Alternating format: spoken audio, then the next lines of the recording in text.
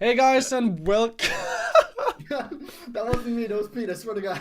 Good job, Peter. Anyways, guys, welcome to this patch breakdown of patch 9.1. I'm joined today by Peter Counterfeit Hartnell, who is above me on your overlay, and to my left. To my left, but my right in my real life, is Nico from Denmark. So how are you guys doing? Let's ask Pete first, he just woke up. Ah, I'm barely awake and less coherent. So, yes, in the perfect state to do some patch review. Well, that sounds awesome. Good. Great, well, let's just jump into it. So patch 9.1 is obviously the first patch of the new season. And first up, we do have Kalista. So Kalista has had her base AD and AD growth, attack speed growth as well, increased. Her W old sworn AD bonus has been removed, and her Q damage has been increased, while her E deals less damage to epic monsters. So what do you guys think about this change? Or these changes, I guess, because there's multiple of them. Well, after you, Nico. Yeah, you can go ahead first, Pete. No, it's a politeness off. Alright, I'll take it then. I think this is pretty good for non-competitive, mostly because of the rent change. 50% less now on the rent, so she can't really out-rent Smiters unless she has like, I don't know, 30 or 40 stacks on like a Baron or a Dragon, which isn't that... you probably won't see that too much in the early to mid game where you used to pick Kalista for, but I feel like the Q damage is pretty good, that you get the extra 10, that's pretty nice, and it scales decently. And I love the fact that they removed the Oath Sworn empowerment, because that was what was holding her back a lot in, both in competitive and in regular play. Mostly because of the fact that you had to walk around with your support, and in solo queue, that is not something that you're gonna see too much of unless you're like Giga fed in lane phase. So I think we might be able to see her back, but I think it depends a lot on the meta. If more tanks come back, which might just happen, she might be better in the meta with some kind of Rage Blade, Bladed Ruin King build. Well, yep, you go, Peter.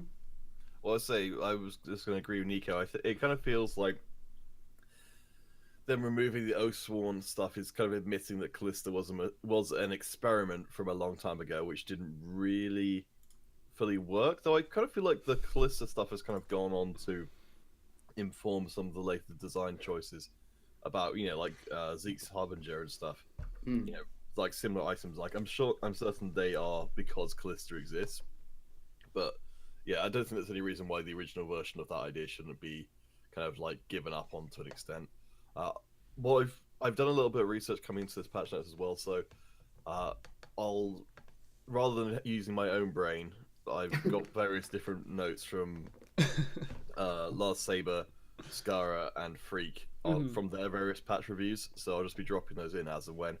The only thing with Kalista is LS reckons that this is approximately equal power change in terms of you lose some of the damage from the W, but you get it back in base stats, so yeah, it's kind of the same.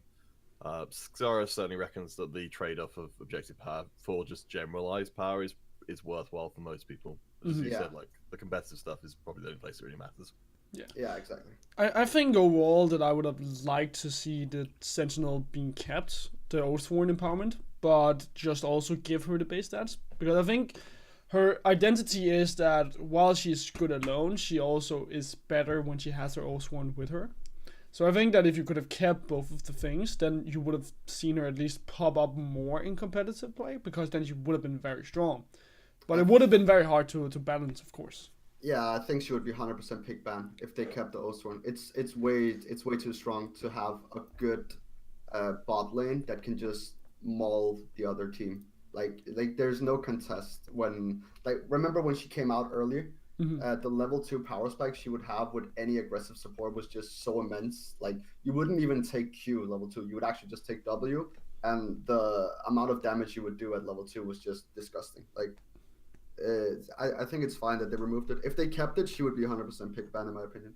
Oh yeah, she definitely would. It would have been very hard to balance at least, but I do think that Peter hits the nail on its head that you trade off power from your abilities for generalized power and for objective control. So she is better in competitive play.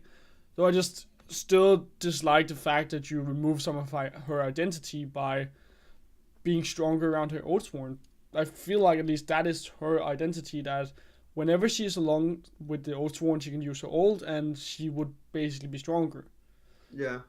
I don't know. I feel like I'm an AD main, and when she came out, I loved the fact that she had so much outplay potential, which is why I love champions like Kalista, Vayne, Lucian, like anything that has mobility, and like I can outplay the other people with is super awesome, because it kind of puts the pressure on them to know what I'm gonna do, or it puts the pressure on me to know that, okay, this guy is gonna use his CC at this point, so I need to dash this way or something like that, which just gives opportunity for better players to like show so much skill. And I feel like Kalista kind of has that as well. I feel like that's more her identity, especially with the fact that her ultimate is still with the Oathsworn, so you still have that going as well.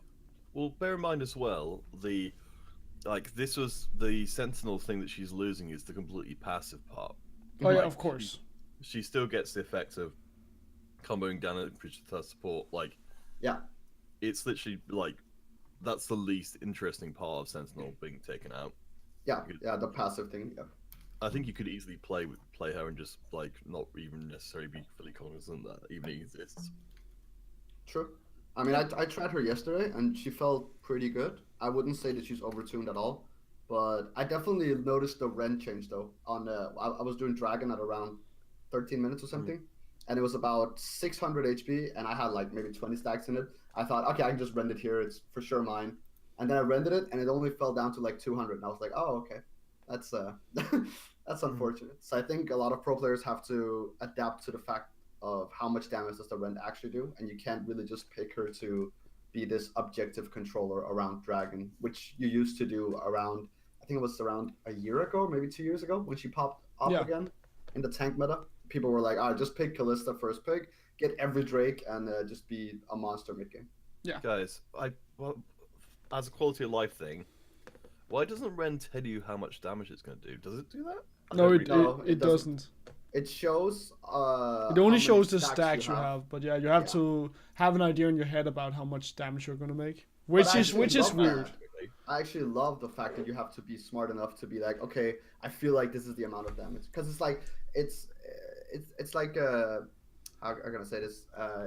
It's like damage knowing is very, very important for an ADC to know that I can go in on this target, or like I can do this amount of damage in this amount of time. So I feel like it's fine to not show that, okay, you're going to execute the person if you rent now. Well, considering the way the ride has been going for a long time, it's been a lot about clarity. So I do think that Peter's probably right that it does seem weird that it doesn't show the amount of damage that it's dealing. I'm guessing you're referring to like Pike and stuff like that? Yeah. I know it's a very unpopular viewpoint, like among like, particular, like some people are very for some people are very against it. In fact, I think I've tended to come across more passionate people who are very against it. Mm-hmm. But I think in a case like this, like the same reason, like for Olaf's E is a set amount of damage, so you should a player should know exactly how much damage it deals. There's no mystery in it whatsoever. Mm-hmm. So that's why I just kind of feel like all you're doing is you're bringing up the lower end players to be able to do the same sort of things that the high rank players can do, which is know how much damage their ability is going to do. Yeah, but isn't that something you should be rewarded for? In my opinion, that's kind of why I'm like against the whole like execution thing. I don't even feel like Pyke should have the option to know that, oh, I can ult this person and the person will die. I feel they should kind of know themselves. The thing is, like, this is one of the things where it's like, you can really easily go either way on it. Mm-hmm. But for a while back, I was very happy when they finally said, like, just remembering how much damage you're going to deal on the ability shouldn't be the skill part of the ability. It should be the usage of the ability. True. It also feels like if you are against having, let's say, like damage clarity. Damage clarity in market that says, okay, you can kill someone now, like Pyke or I think like Zed or Cho'Gath, like that. If you're against that, then it's probably because you're thinking of competitive players / high elo players. We also have to consider that League of Legends, I think most of the player base is like below gold or silver. Yeah, so exactly. so we also have to consider that they're just playing the game for fun, and they are probably not that interested in having to remember all of this. They're probably just playing it to wind down every day, right? So having clarity markers, at least for the sake of making the game easier for certain people to play, does seem smart, at least for those players. I would say if that would be the case, then I don't know if this would ever be doable for Riot to do, but maybe like in the tiers below, like I guess Diamond, then have some sort of clarity thing there, like show, for example, Ren thing and Pike thing.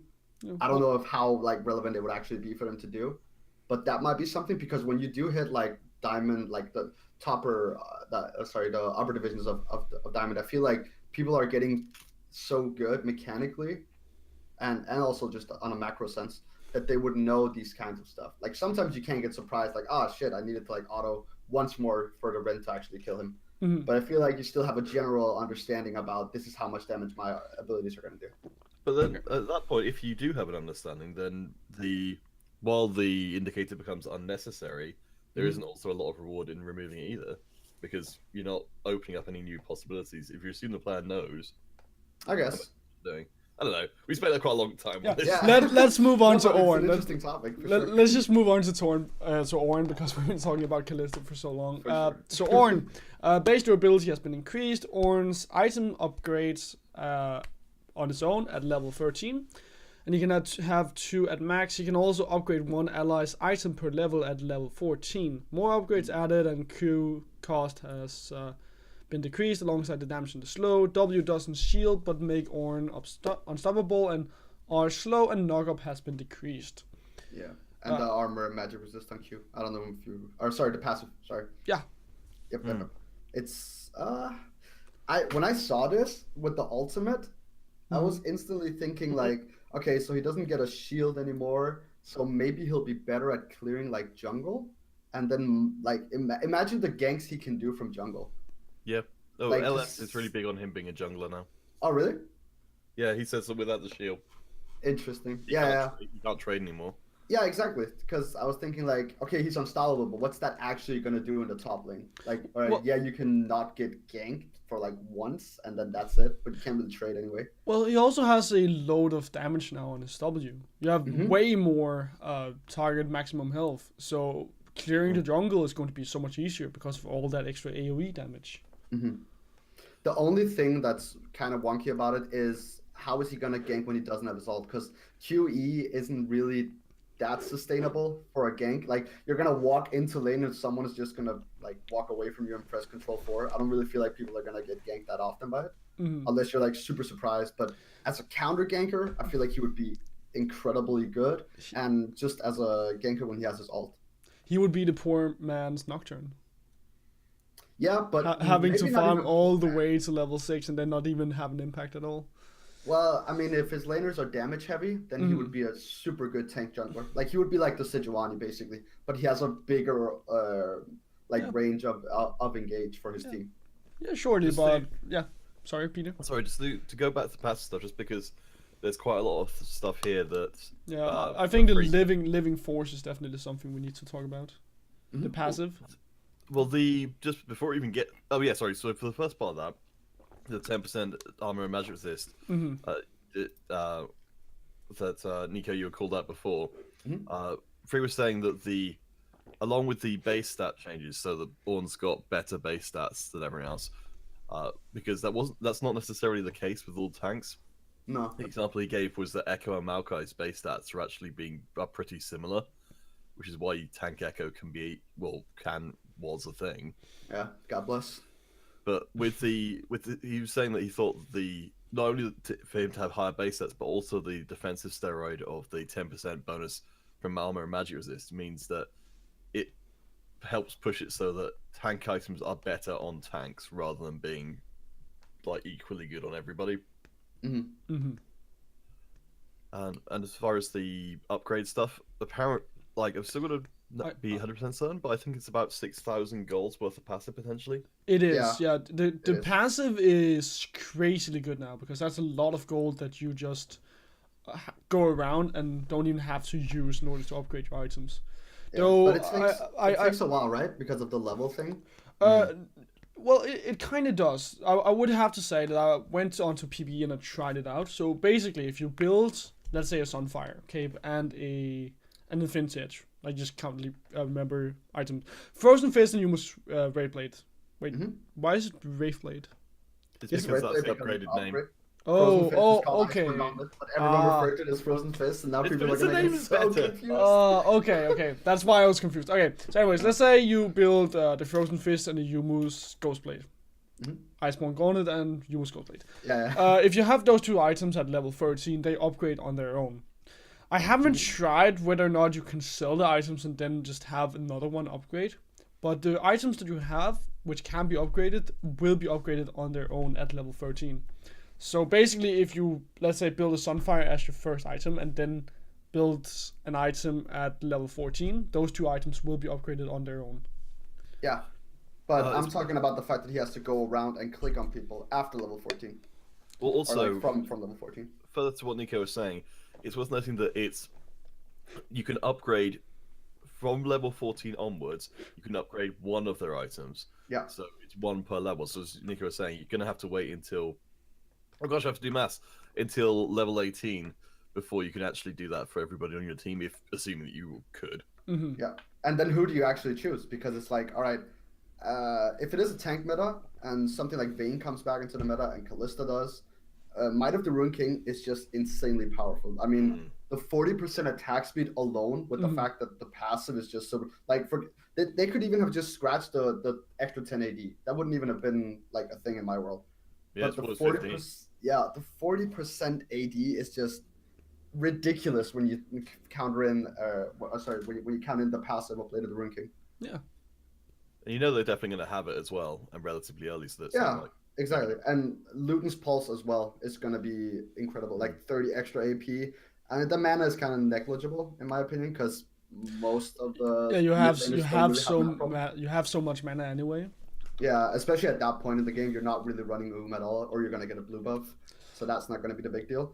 But the AP, and when you factor in the fact that they're going to get a Rabadons at some point, probably, or like a Void Staff or something like that, it's going to add up to a lot of damage, actually. It's certainly going to be a good temporary power spike for whoever is playing alongside Ornn. And I like the idea that it is kind of situational, that you have to choose one per level, so that you choose your AD carry, or you have to go for a mage, depending on how your opponents are building their items. I also think that it's very nice to see it just being changed around for because it used to be just the thing that you bought whenever you were finished buying your items, and now Ornn gets the choice. Now he's actually the blacksmith, which is his identity, right?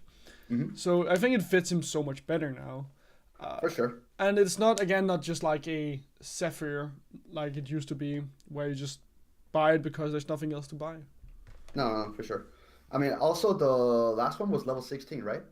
His last passive. That was when you could upgrade it for 1,000 gold. I don't remember, but sounds reasonable. Sure, let's go with that. Yeah, which is like insanely late when you think about how the meta is right now. Obviously, we're in preseason, so people are playing like full damage comps everywhere. But still, the meta is like pretty fast paced after the first turrets actually go down. So the game doesn't even go to like level 16. And if it does, it's like Graves or something in the jungle that's just outfarmed everyone. Yeah. I would say also for Call of the Forge Guard, just to move down to his ult, I think that it has been very harshly nerfed. I think the slow is incredibly harsh. I would have loved to see the knock-up as well, just being 1.5 on the first person hit, and then 1 second on everyone else. Because I feel like now with 0.5 seconds, that is not very impactful at all, especially in teamfights, considering that it's an ult. I would at least love to have 0.5 more seconds to add to that knock-up for everyone else. It's worth noting that Freak pointed this out, which is like a very easy interaction to miss, which is while the Forge God is he's a lot worse in close range because of needing to scale up over distance. If you've managed to get the brittle proc onto them, they'll be knocked up for a third longer. Yeah. So if you're in short range, you effectively have pretty much the same amount of knock up on somebody as you used to be able to. I was thinking both that, but I'm also thinking the fact that Searing Charge, you're probably gonna put the pillar down right after you ultimate anyway. So you're gonna pillar, ultimate them, and then E them as well. So you're gonna get a double knock up anyway. Yeah, which is kind of the thing that you used to do anyway when you were in close proximity. It's going to be harder to land that combo now because of the slow on the Call of Forge God being lower. Yeah. I mean, it is going to be more difficult to hit from like max range because that was obviously hard before as well. But I still feel like he can definitely make an impact in jungle. It's worth noting as well for his Q, the Volcanic Rupture, because it's now got a standardized slow rather than being a scale, rather than scaling up in terms of slow. Mm-hmm. It means there's a lot more incentive to just take that as one point and go heavy into the Searing Charge instead. Yeah, I don't know how it would actually affect his clear though. I don't know. I guess you don't really max Q for damage anyway. I guess you I don't know. I haven't played enough Ornn to know. If you're going in the jungle, I couldn't imagine you would pick up the Q a lot at least. Especially if we're considering the damage, you don't really get a lot of damage. Yeah, you don't really get any damage off of it, and you have knockups in the jungle anyway. So all you need it for is setting up ganks. Yeah. I think his W would be enough damage, probably. Well, the Searing Charge, you're going to be able to proc it by bouncing into walls in the jungle all the time. Mm-hmm. Right, you guys ready to move on to Sejuani? Just one final note on Ornn. If he does come back, Braum will come back so much harder than he is already. He will be top priority every game if Ornn is first pick priority, or ban as well, and that allows a lot of other champions to come into the meta as well. So I'm really looking forward to the whole meta getting shifted up. Yeah. Well, Sejuani, her base durability has been increased, passive now grants fewer stats but lasts longer, and Q damage has been increased, W2 damage has been increased but slow falls off immediately, E deals more damage but range and stun has been decreased. So first off the gate, I think her passive is got it now. You don't get a lot of resistances anymore, which is going to just make it so much harder for her to clear her jungle. She'll take more damage when clearing the jungle, at least in the early game now. Ish, but also with the armor rune that you can take now, it shouldn't be that big of a deal for her. Because you can just take the secondary tree thingy, where you can take armor. Instead of the HP and stuff like that. The choice of it, yes. Yeah. Okay, in that sense, yeah. That kind of helps her a lot. And then the amount of damage she gets is just ridiculous. I played her yesterday, and I 1v1'd Elise in at level 4. Okay.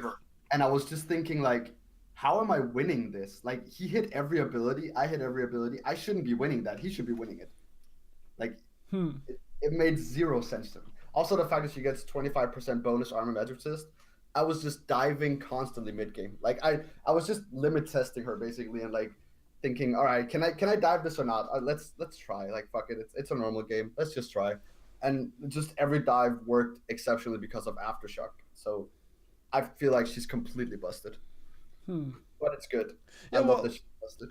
Well, I can see the point you're making with the damage, but if I'm thinking of a competitive, in a competitive sense, I still feel like her losing out in terms of armor and magic resistance in the early game is going to hurt her clear speed and the amount of damage that she's going to come out of the jungle with, because I'm assuming that when you played a normal game yesterday that it was really fast paced, and you're not going to see that in competitive play. It's going to be much slower if you pick Sejuani at least, so she is going to have less of an impact in the early game, I could imagine. But if you have a strong laner like, let's say, a Zoe, having that extra damage is going to make a big difference. So just to jump in, because Freak had some pretty good numbers on this.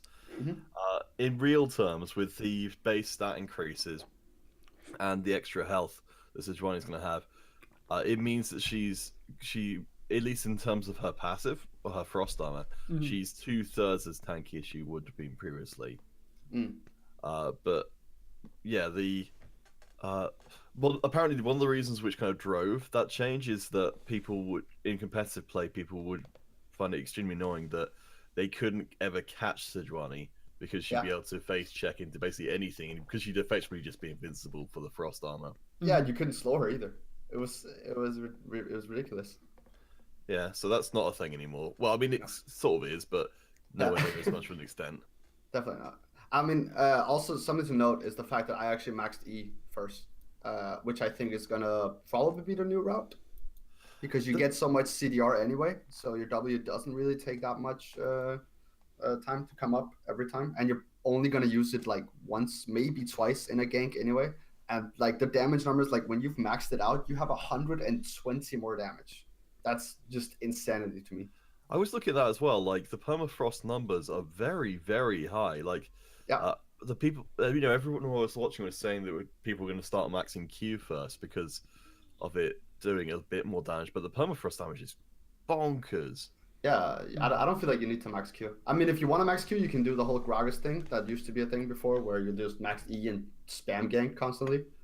But I feel like there's also a sentiment to going Predator Sejuani. I don't know if it's going to be a thing. Don't quote me on it at all. But I feel like that might be a thing. Because if you stick to someone with Arctic Assault and then Permafrost afterwards, like, how are they ever going to escape you? Well, also, just as one further follow-up with why the permafrost stuff is so good. And I'm trying to find, where's the old patch notes? Because recently they changed the permafrost, I'm pretty certain, to have a lot lower of a cooldown. While you're looking for it's only like 1 second, or like maybe even less. That's right. It can be applied. I think it gets applied a lot more in the jungle. So if you're power leveling, it's gonna be a lot faster clear. Yeah, you can just spam it in jungle. It's insane. Well, also when you're looking for ganks as Sejuani, the permafrost is going to be applied whenever a melee champion hits another champion. So if you're ganking, well, usually the top side, having that extra damage is going to make up for the fact that your stun duration is much lower now. Yeah. Also, some other champions will come into the meta in the mid lane. Like, obviously, Aurelia is really good with her. Echo, something like Yasuo could probably be picked in certain matchups. So there's like a lot of incentive there. Maybe also Galio with the AP. Like, he's ridiculously strong right now. That would be insane with her.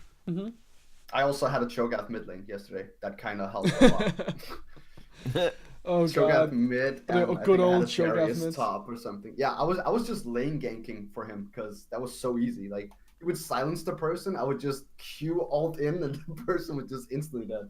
It was ridiculous. Oh. Right, Peter, do you have more to add to Sejuani, or do you have Nico? Or did you find what you were looking for, Peter? No, I think it's because the patch note is written in a bit of a roundabout way, which is to say that I was just looking for things saying that it doesn't get a cooldown anymore against jungle camps, which turned out to be the case. I think the only thing, and this will come up a few times, is that LS Last Saber was saying that he saw the potential for Sejuani to go into top or support. Ah, interesting. Yeah, I don't know. I'm not sure if he necessarily spent a long time thinking about this, but it's something to talk about. I mean, he does sometimes say stuff without thinking, and then he repeats it afterwards. But most of the time, he's really, really on point with some of the things that he say. Yeah. I don't know about her top lane. Maybe support. I could see her being support as well, because that's a lot of damage from her permafrost, and Sinishore is so squishy down in the bottom side. That could be a big level 6 all in. But I feel like if you're gonna play her support, why wouldn't you just pick Gragas? Like, he's gonna do the same, but even better. Yeah. And he has disengage. That's pretty reliable. Or even Alistar. I don't know. I feel like what she would do, some other champions would do better. One thing I will add though is the fact that Trundle jungle can come back if she comes back. That's something that he always does. Tank junglers come back, he comes back. Yeah. Well, moving on to Ashe, her E now grants assists if enemies were previously unseen. I mean, can we just skip this? Like what? Basically, just quality of life improvements for apps. There's a lot of quality of life in this patch. Yes. Yeah. I mean, Say- this is just negligible. Same goes for Jinx. I was actually thinking about these changes for Jinx because I don't feel like Sap is the thing that's going to bring her back. Basically, the meta is so fast paced that she's not going to be participating in any league games just because she's so immobile. Yeah. So even having this, well, it's going to be okay, but in the late game, those 2 seconds is not going to make that big of a change. I think for about level 9, from the switcheroo from her passive and various other sources of attack speed, around level 9 or so, going by what Freak was saying, that it would be about 0.1 seconds from the cooldown. Yeah. I mean, I don't think this is what Jinx needed at all. I think it's a nice quality of life change for her, that her W skills of attack speed. When I heard about this buff, because I heard about it, like, I think 2 weeks ago or something, that something like this was happening, I was pretty excited because I was thinking, oh, okay, if she can actually use it, like, super fast, then it would be, like just, like, while she was running or something, that would be really good. That would be a lot better, yes. That would help her in teamfights, but she's still going to stand still for, like, 0.4 seconds, and that's still enough time for someone to get on top of you. You don't want to be standing still as an ADC in late team fights. But again, if tanks come back, I feel like Jinx has a place in the meta. I feel like she can be strong enough to scale into the mid game and then be a menace in team fights. Yeah, I could see a way for her to get back, but it would just be very hard for her because she's so immobile. Yeah, again, meta reliant completely. Very much. Anyways, Jay's Q and E combo can now be buffered. Again, just making sure that he is going to be a bit easier to play when you want to land that Q and E combo. It's just gonna be funnier when someone actually like doesn't like use the E and they use the Q and it comes afterwards. I don't know if you've seen people do that. They like, they like shock blast and then the acceleration gate comes up like half a second late. And you're just sitting there thinking, okay, that was something. Yes. So, do you guys have anything to add for Katarina? Skara did. Okay. He was talking about because obviously, I mean, he didn't necessarily have an awful lot, but he was saying that this is actually it doesn't like look major, but this is a pretty big quality of life buff for her, and you'd like to have an indication of when her daggers are going to go, as another similar kind of quality of life thing. But he still doesn't think this should be good, but he's happy that it happened. Of course, Skara is happy that happened. Nasus, Q stacked from large kills increased. I've tried him in the jungle as well. Wait, how did that go, Nico? That went pretty well. I think at like 10 minutes, I had about 200 stacks, which is insane in my opinion. You can get there's a thread on League of Legends subreddit. They can get 72 stacks off the first clear. Yep, that's 72 stacks. Yeah, I didn't do that because I didn't want to wait on like the small wolf and stuff like that. I wanted to like optimize the route as much as possible. But I got a crazy amount of stacks, and Cinderhulk on him felt pretty good. Helps with the wave clear, or sorry, the jungle clear. And mid game, like at around the 20-minute mark, he is a beast. Like no ADC can do anything to you because you can just wither them and they're just like not auto attacking at all the entire team fight. Also, if you go for a 40% CDR, you have I think 1.5 second basically window where you're not withering someone. Like that's just insane to me. I hate that spell. I hate it so much. Yeah, me too. I mean, play Vayne against him and just can't do damage. It's awesome. Unless, of course, he withers someone else, but then he's just bad. Ellis was saying that that Nasus can exist in the top lane if everyone else is rubbish. But yeah, I was gonna say that I doubt that we're gonna see Nasus because he is still a champion that wants to scale up and you want to have an impact already from the start of the game. You want to have the Graves, the Elise, and the Lee come out and just make sure that everyone is snowballing, and that's not exactly what you're gonna see from Nasus. I think he's not going to be able to play top lane still. He's still going to be rubbish up there in competitive, at least. Solo queue is always a different beast because I don't know how, but some Nasus just get like a kill at level 6, and you're just sitting there thinking, well, he has like 50 sacks. How the hell did that happen? But I feel like in the jungle he might be able to exist. But if he does, it's gonna be against certain champions, and then other champions will get into the meta. Like Nidalee will probably be really good against him. I feel like you can just get in his face early levels, and no one can actually help Nasus. I don't think Grace will be that good against him actually, just because of the attack speed buff. Yeah, the attack speed champions will not be very effective against them. Yeah, exactly. Maybe someone, and this is a long shot, probably not competitively, but if you do go up against Nasus in the jungle in solo queue, pick Master Yi maybe. Highlander makes him immune to attack speed debuffs. True. So he just like runs you down, and he wants to scale, you want to scale. You're just gonna outscale him even harder than he's gonna outscale you. So that's kind of a thing I was theorizing about. But again, maybe in the jungle, but I don't think we're gonna see him in competitive play. Yeah. Well, moving on to Severe. So now champion hits don't reduce Q's damage, and I actually think this is a big change for Severe, because now it allows her to have less fall off damage. So if she's able to land shots correctly both in lane or in team fights, and it's going to have a big impact in team fights, that's going to be much more damage on that boomerang blade. I mean, isn't most of when I play her, at least most of the damage comes out of my W anyway in team fights. Well, mid game fights and skirmishes then, but still the Q is something that before people start to get a lot of armor, it's going to hurt. So at least in the laning phase, it's going to make a huge difference. But of course, it's dependent on you not hitting minions as well. Yeah, exactly. If you hit the minions, you're still going to have the fall off damage. That's the thing I was going to say. If you wanted to buff her lane phase, then just make it, like, give her the Ezreal treatment, where it's like, all right, minions don't, like, stop your damage output.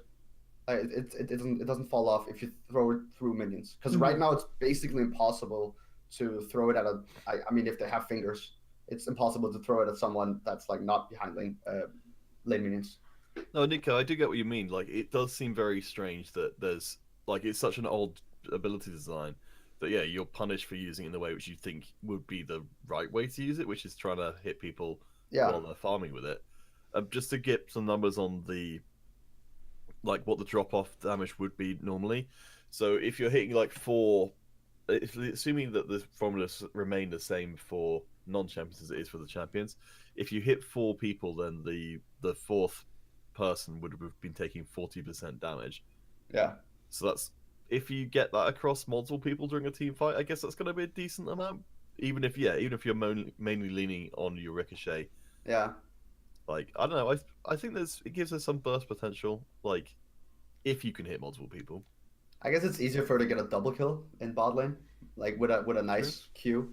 But that's about it. I don't really feel like that's gonna bring her into the meta. Again, she's kind of one of those champions that's like, oh, we need engage, and then she comes in and just provides ridiculous amount of engage. She's also one of the only champions that can use the new celerity. Yeah. The 10% movement speed thingy, because it helps her a lot with ult. Sorry. I've been theorizing a lot. Okay, well, Nico, as an AD carry main, what do you think about the Vayne changes? Let's go.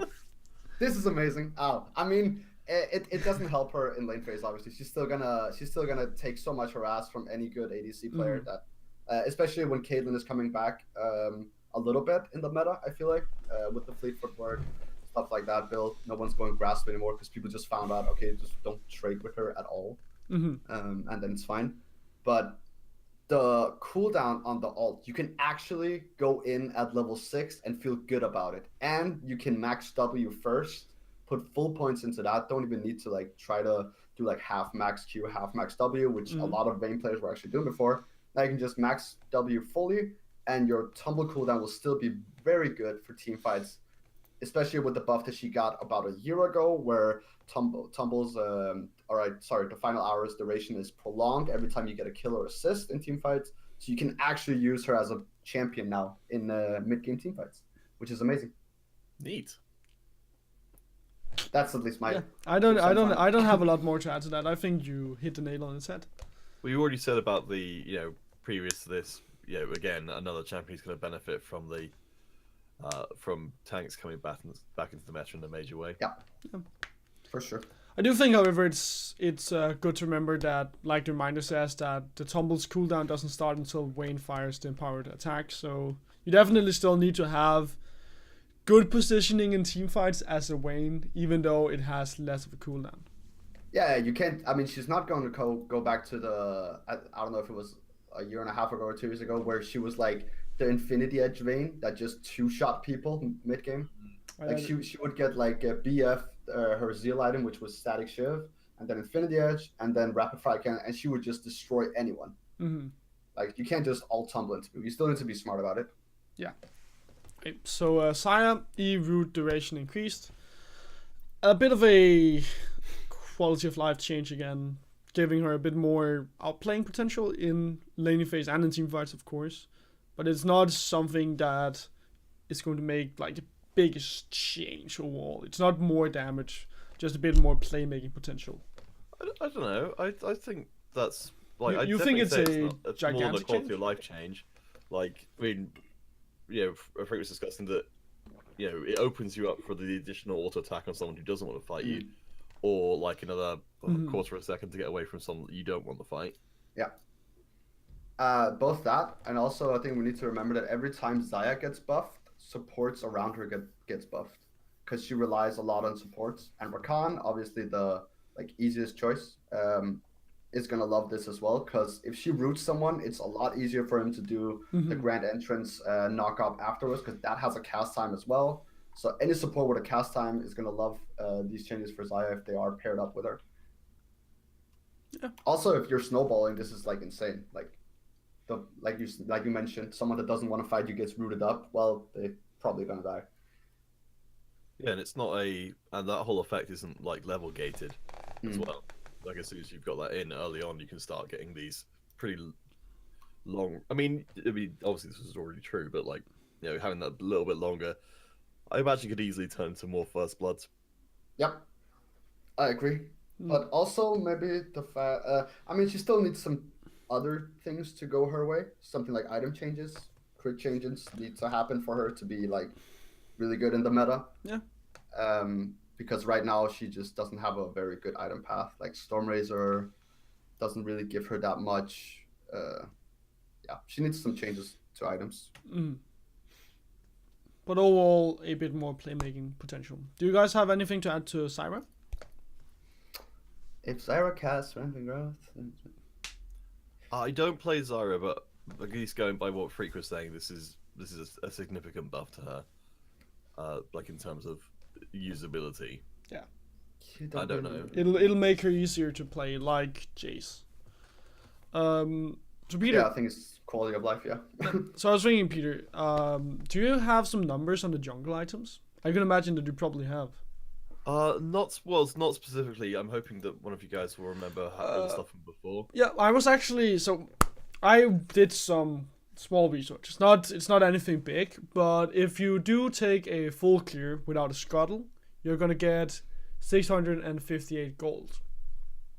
So half of that obviously is 329, which means that you can go into a lane and pick up 5 siege minions at their base gold before obviously they get more gold from you getting longer into the game, before you get a reduction. So I don't think it's a big change, but it does mean that you're gonna have to think more about how you're gonna help your laners push. There is a small caveat to this whole thing, which Freak pointed out, which is that if you just don't buy a jungle item, then you're not affected by this. So someone like no, not Camille. Camille doesn't. She can do it with the whole Tiamat thingy. Or heck, nah. Well, you still don't you need the Hunter's Machete or Hunter's Talisman to use the smite, right? Yeah. Yeah, so you're Well, still gonna need the item as a jungler in order to utilize your smite. I mean, no, you can actually use your smite without buying Hunter's Machete or Talisman, but your clear is gonna be like garbage. Like, I don't know how you're gonna survive your first clear. Yeah, I mean, as I say, I don't know if it's a good idea. Wrong game. Yeah. I'm looking it up. I'm looking it up because I remember something about it. It is required to buy. Oh, you need. Okay, so you need. I remembered it wrongly. You need to have Smite in order to buy Hunter's Machete and Hunter's Talisman. Yeah. Okay. What were you thinking? I thought you needed to have the items in order to use Smite. Oh no. It's just as Nico was saying, like you get the regeneration and all that kind of stuff from having. So it's. I think if you're being protected by your support, it's not gonna, or by someone else, it's not gonna be as much of an issue. It might have been if you're doing it solo. #funnel. Yeah. Please no. That was the dumbest meta I've ever seen. Just Kai'Sa Lucian running around the map, killing everyone. Yeah. Holy. Those were the best days. No.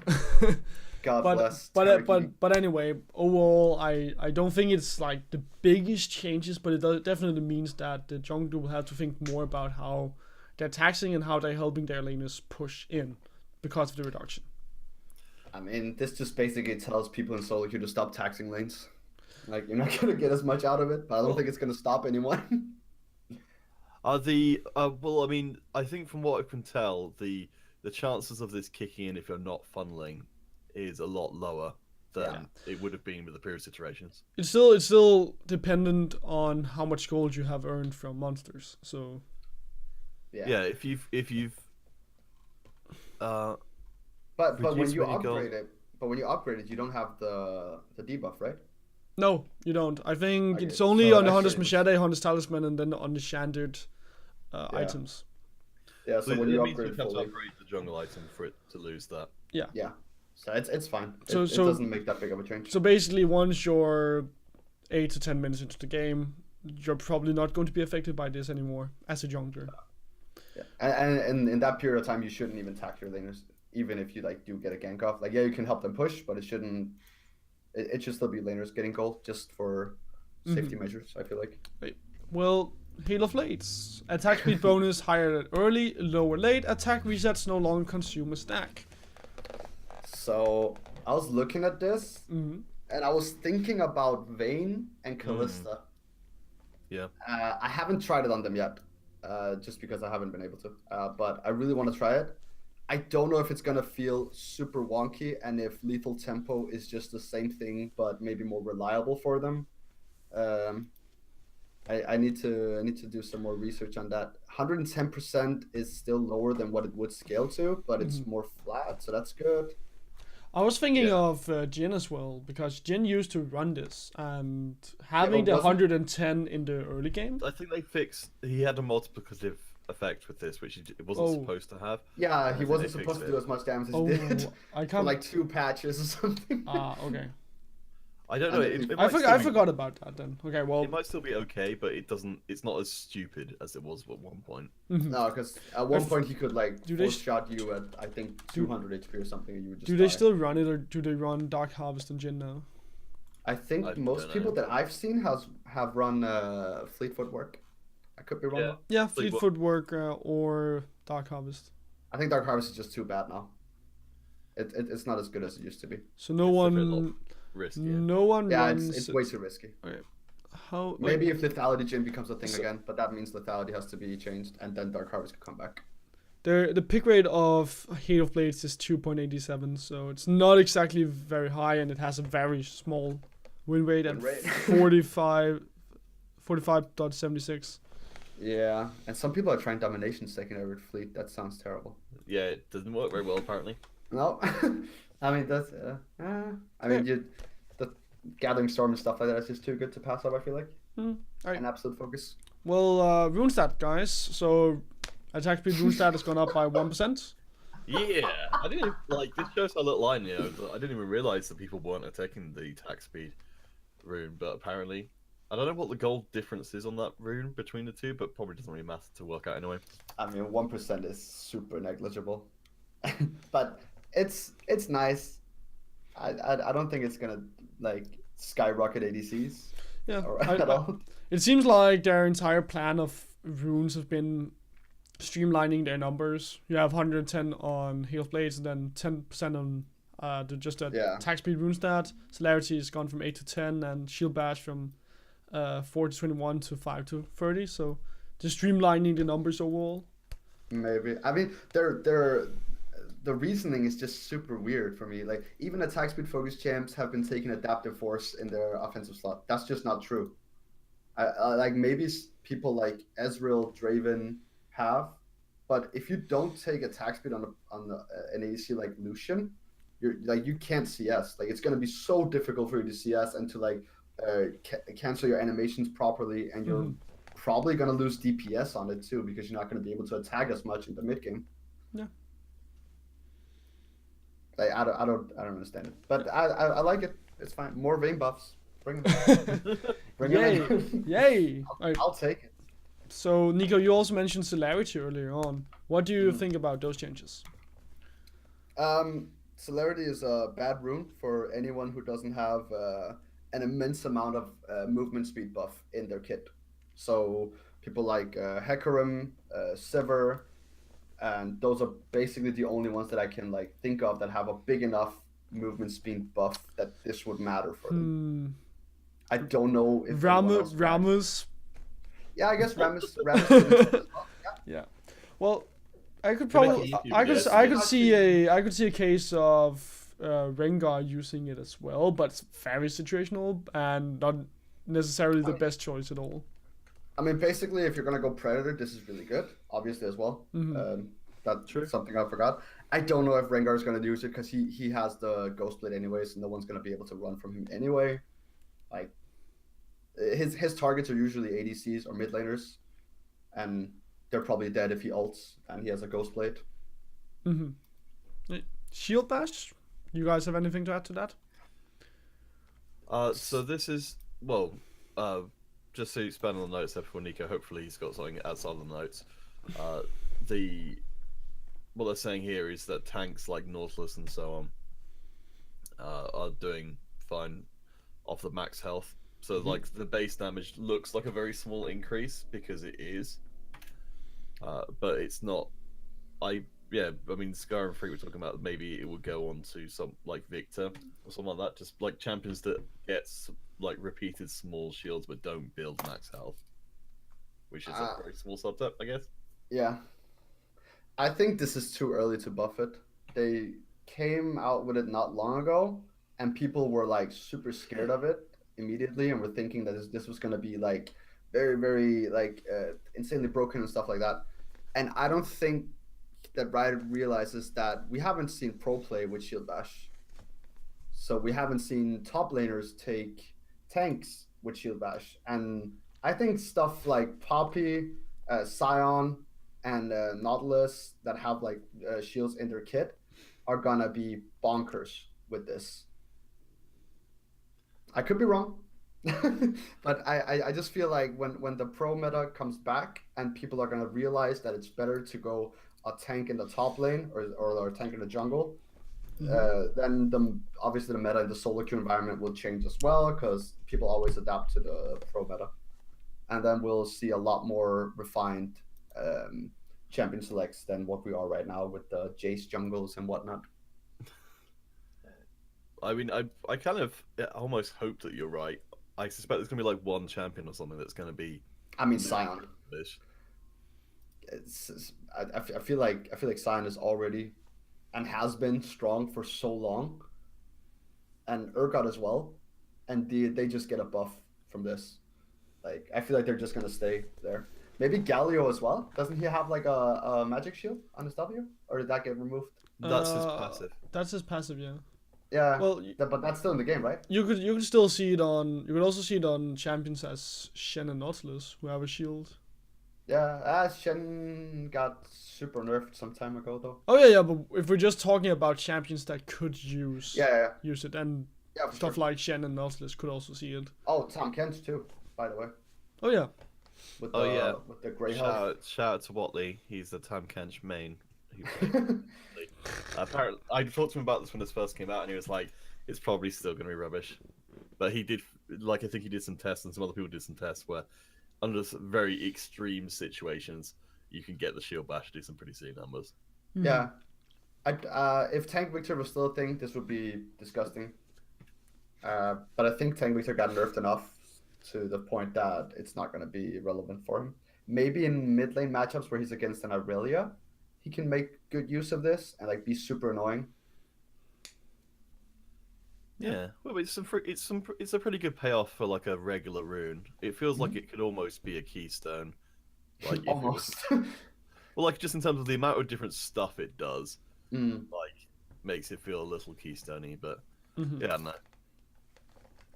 Yeah. Isn't there one rune in Resolve that no one takes? Isn't it like it's Aftershock and Grasp, and then the last one is what? Guardian, that's does get Oh, taken. right, that's off the- course. Yeah, support that's the room. one stuff like Rom takes, right? Yeah, Yeah, it's very supporty. Like Yeah. you literally Yeah. have to have allies next to you for it to do anything. Yeah, you need to be smart about it as well, the way you use it. Yeah. Oh, that's actually a good rune. I forgot about that one. Okay, guys. Well, turret assist. So local gold proximity radius on turret takedown has been increased, and additional radius for assist has been added. Yeah, so you can't funnel the gold onto your AD carry unless you want to leave I them. don't get it. I mean, I said it right after Pete said you can't follow gold into ADC, and I'm not happy about that. But I just feel like it's a pro play thing when you like where you give the most important member the most amount of gold because this guy has to carry us later on. So why change that? Like now they have to walk away so much earlier. They have to walk. I don't think they're going to. I think people just won't because it's too dangerous. Yeah, because like you're gonna leave him and then a Nocturne ults in and well, boop. Also, you can't actually tell if you're out of range. Yeah, Like- there's no indicator. You have to recall. Like either you have to go back probably about 3,000 range to make sure you're not accidentally there, which I think is really dumb. There's no way of telling. Mhm. Or people have to just not hit the turret before that person who wants to take it gets it, because it's whoever assisted in a turret takedown. Well, also if you're if you're in 1200 1200 range. range. That's so stupid, though. Well, they're just trying. They're trying to. can sit in my lane and wait for me to take the turret. They're just trying to push it like towards more of a team thing, trying to take down towers. I think it's the turret plating thing where they're trying to push it towards people having to group up as multiple people, trying to take it down. But I do agree with you, Nico. Also, as someone who has played a lot of AD carry, trying to get that goal for yourself is always something that feels so good as an AD carry, and now not having that choice anymore. Well, not just AD carry, just as a laner in total. Well, yeah, as a top laner or mid laner as well. Yeah. It feels it feels stupid that you can't get it for yourself. Like because people have to imagine the walk so fact far that away. you get a gank mid lane, right? Mm-hmm. You're Yasuo, you get a gank mid lane from your Nocturne. You kill the person. There's like one plating left. Nocturne walks over to enemy wolves and wants to take those, and then gets the gold as well because he's 2,500 range in. Plus, he's getting the wolves. It's like it's so dumb. I I just don't get it. I'd like to throw in just I don't know, just so I feel like I can contribute something. Bloody entitled Eddie carry mains used to being weighted on hand and foot by their support, unwilling to share even the smallest amount of gold to allow for supports to buy it. Hey man, whenever you find a ward, we kill it first, but you still get a bit of gold. So I mean, don't cry. I mean, outraged. think about the Arden meta, man. We were building support items and shit because we wanted that you was- guys to get gold. Yeah. No, I feel like it's kind of true that ADCs are a little bit more greedy with their gold. That's why we're often farming in a side lane when we shouldn't be and stuff like that. In lower hero at least, and then we get Rengar ulted. Unfortunate, but it's just the fact that items are more expensive for ADCs than practically any other role. Our power spikes are much later, and we rely so much more on items than any other role basically does. You know what? In my head, we're still back at season 3 where supports they only buy pink wards and green wards, and they don't buy any items. They serve you hand and foot. That's how it should be. Play support back then. I didn't need to do anything. I could literally just play Thresh and just buy a ton of wards and like win the game that way. Because I would just ward everything. Like if we snowball, I'd just go into the jungle, put down 6 wards, and then be like, oh, here's a pick. Yeah, that's how it should be. It's stupid. Well, anyways, ability ping improvements. You This is guys, super nice. yeah, it's definitely gonna feel better to have that idea of whether or not you can use your ability. I don't get the Jin one though. The W. It's like that. Like how many times is that ping gonna go down in lane phase? I think it's one of those things that they did the work for it, and it probably didn't take them any more work to put that in. So they were like, "Yeah, why not?" Yeah, But yeah, I just you're feel right. like It's never gonna used ever. I just feel like it's gonna be annoying. Like that's like saying every time someone is gonna land a stun or like throwing the stun, it's gonna like ping it. Like imagine Xerath every time he throws an E or Zyber throws an E. Like that would be super annoying to deal with in game. I feel like. I do think it's nice that we've got more tools to be able to meaningfully communicate with our solo queue teammates. That's the same with the abilities with detailed information. That it just makes it easier to coordinate in solo queue, as you were saying. I love that it's like forced. Like it's not like, hey, you guys should do this. It's like we're gonna do it for you. Like, No, we're gonna tell everyone. Well, they did say that these frequently requested ping improvements give teammates more relevant information, so people have been asking for it. Oh yeah, well, like the person whose like abilities they're the ones who are gonna have to ping it. It's not like your teammates will be pinging your passive. No, I know. I was just thinking about the long range abilities. Okay. Mostly. Oh, that. But the other one is, I mean, the Draven one I can understand. When someone takes your kill and you have 300 stacks, I'll probably spam ping that a lot. It's what you do after everything goes wrong, just to express your anger. Probably be like, yo, what? So what you're saying is you want to be able to tie these pings on your abilities to an emote. Yeah, So no, you can have I'll just frowny have face. I'll just have a smart cast like on my G keys over here. I have like 12 keys that are unbound or anything. I can just spam that. It's good. Well, it also ties into the ability icon hot that now it makes communication a bit easier. Well, Yeah. it's I think there's from what I can tell, I think they're still in the buff bar, so other people can see them, but it's just a lot easier for you to track them. Mm-hmm. Yeah, I like that it's easier for you to track them. That's really nice. So, Nico, where was this before when you were saying, no, the skill of the game is remembering a bunch of ability numbers? What about ability cooldowns, huh? Why is that something not skillful? Huh? I feel like knowing that your trample is gonna, like for example on Alistar, is gonna run out before you flash is pretty damn important. You can just count it, can't you, Nico? But I feel count like it on your fingers. Or count it in your head. God bless. Like the amount of damage that your Callista events are gonna do. Oh god. But I feel like damage. I feel like damage is something else. Like knowing how much damage you do is part of what makes a player really good. That's why we have these amazing moments sometimes in League where someone goes like 1v1 against someone and you kind of feel like they're at a disadvantage, but then somehow they like already did the 200 IQ math in their head and knows every scenario in and out, Dr. Strange style, and they just get that one Nico, really good fight. why do you need the remaining duration bar to show the Q tumble empowered attack window on Wayne? Isn't that a part of being a pro player as well? I mean, I don't, but I feel like it's a decent enough and it's a small enough change that it's not like I don't feel like people look at their hot bars that much during some of these, but during some of them, like for example, Nasus ult, that's a nice one because that's a long duration. That's good to know that like okay, I have about half of the life left on it. But something like a Vayne tumble, it's like, I mean, you're not gonna really do anything with it when it runs out. You're just gonna wait for the cooldown anyway. It's the same reasons they put the ping ability on the Deadly Flourish, because they could. Yeah, exactly.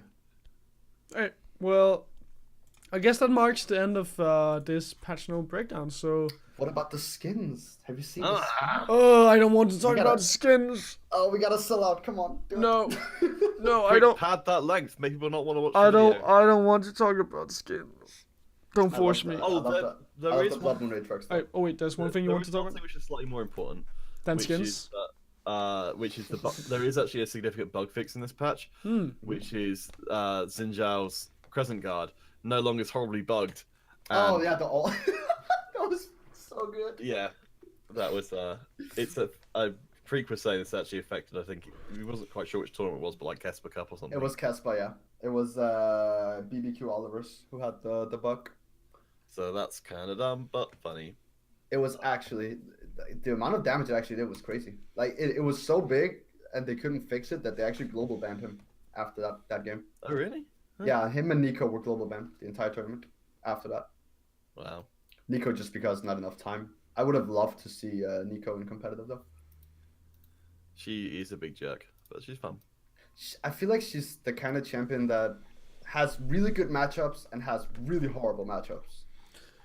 You know what, Peter? Silas is also a big jerk. He's going to be he's going to be a broken champion.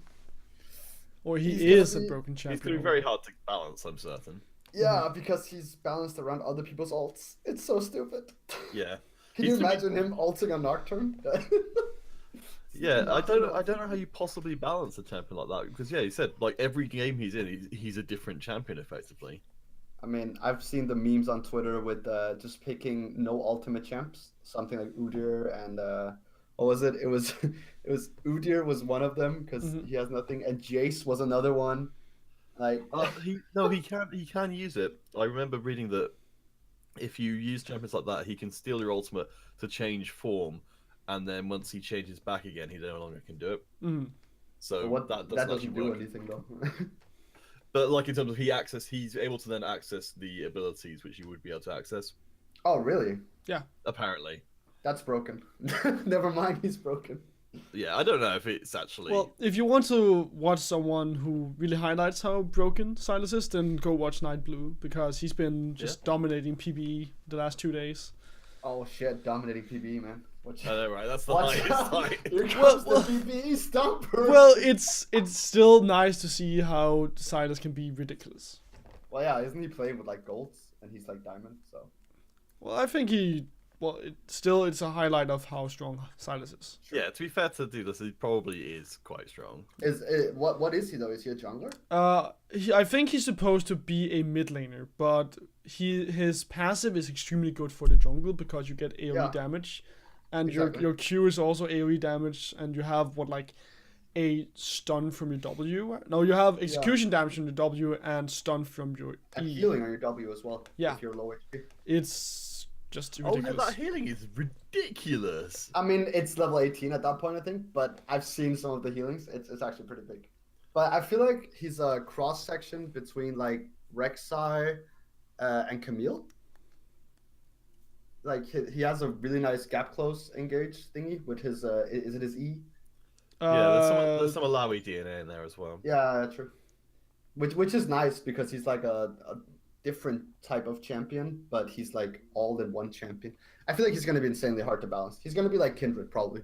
Yeah. Like comes out and just destroys everything, and then they have to nerf it to the ground, and then he's just useless for the longest time. It's always fun to be in the middle of a champion being designed while they're live. Yeah. Yeah. Well, I think that does mark the end of this patch notes breakdown. So, Peter, drop your Twitter. You can find me at Counterfeit Cast on Twitter, Counterfeit Stream on Twitch, and yelling at Nico anywhere else. Holy moly. All right, Nico, your Twitter? My Twitter is at Nico the Caster with 2 N's. I don't know why, I just did that. So Nico? Nico. Nico, but just Nico. It's for the dank anime feeling. Exactly. I actually get like my main is called Nico, just only on League, and I actually get so many weebs who say the Nico ni in Champions League. I'm just like, stop. I don't even know the reference, but I just like wrote a custom to it, and I'm just like, all right, whatever. Like, screw it. Okay. Yeah, I also so your Twitch? Sometimes on Twitch, yeah, cast games solo sometimes. It's a app or not app. There's no app. It's a Nico is trashy. Just with 1 N. Well, that's a good way to sell your stream. Nico is trashy. Right. I mean, my gameplay is horrible, but my play-by-play is much better. So. Yeah. But obviously, guys, you can also find me on Twitter at Daedalus, and I'm going to leave these guys' Twitter links and Twitch link below in the video. So obviously, if you guys want to hear more from them, go follow them. But with that being said, thank you guys for watching. Nico and Peter, can you wave goodbye? Well, Nico, you can't, but Peter can wave. I will wave in my apartment.